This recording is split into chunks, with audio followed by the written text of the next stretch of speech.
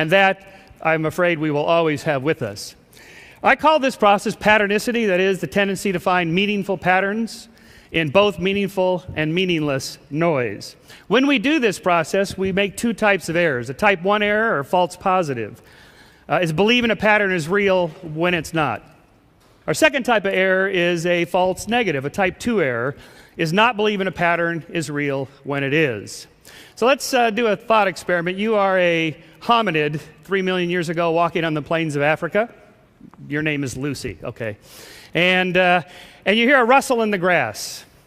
Is it a dangerous predator or is it just the wind? Your next decision could be the most important one of your life. Well, if you think that the rustle in the grass is a dangerous predator and it turns out it's just the wind, you've made an error in cognition. You made a type 1 error, a false positive. But no harm, you just move away, you're more cautious, you're more vigilant.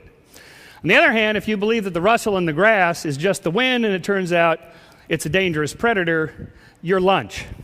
You've just won a Darwin Award. You've been taken out of the gene pool.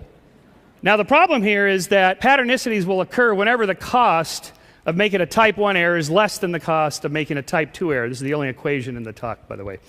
We have a pattern detection problem. That is, assessing the difference between a type 1 and a type 2 error is highly problematic, especially in split-second life and death situations. So the default position is just believe all patterns are real.